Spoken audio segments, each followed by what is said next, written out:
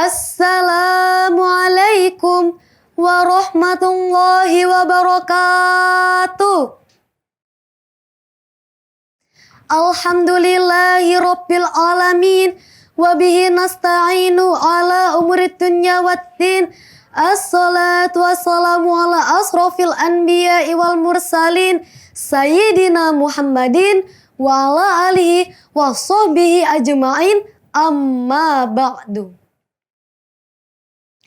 Dewan Hakim yang arif dan bijaksana, hadirin sebangsa dan setanah air yang kami cinta, marilah kita memanjatkan puji syukur kehadirat Allah Subhanahu wa Ta'ala yang telah memberi segala rahmat dan hidayahnya kepada kita semua, sehingga pada kesempatan kali ini kita dapat berjumpa dengan keadaan sehat walafiat. Sholawat serta salam marilah kita sanjungkan kepada junjungan kita semua, yakni Nabi Muhammad SAW, keluarga dan para sahabat-sahabatnya. Semoga kita menjadi umatnya yang istiqomah hingga akhir zaman. Amin ya Rabbal Alamin. Membaca jendela dunia. Banyak membaca akan mengetahui isi dunia. Membaca akan berwawasan luas, jadi tambah ilmu. Punya ilmu, jadi tambah maju. Hadirin, pada kesempatan kali ini perkenankanlah saya, Nadina Salsabila, untuk menyampaikan sekilas pidato yang bertajuk mengembangkan generasi milenial dengan membaca.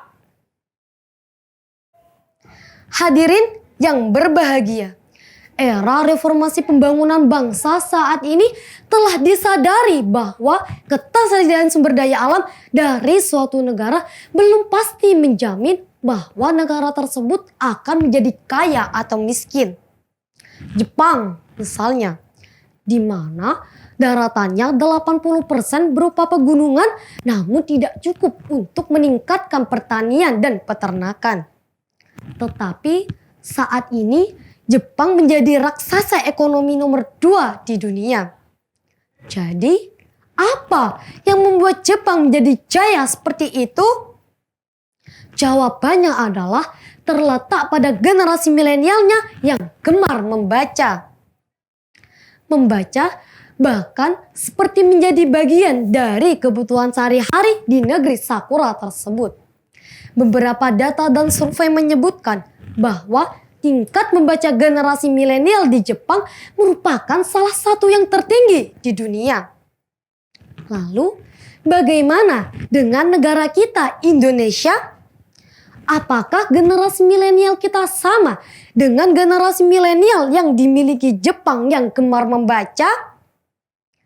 Hadirin, harus diakui hal ini cukup kontradiktif bila dibandingkan dengan kondisi atau tingkat budaya membaca di Indonesia.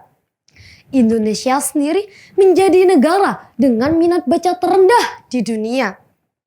Berdasarkan data UNESCO, minat baca generasi Indonesia hanya 0,0001% dari 1.000 orang Indonesia.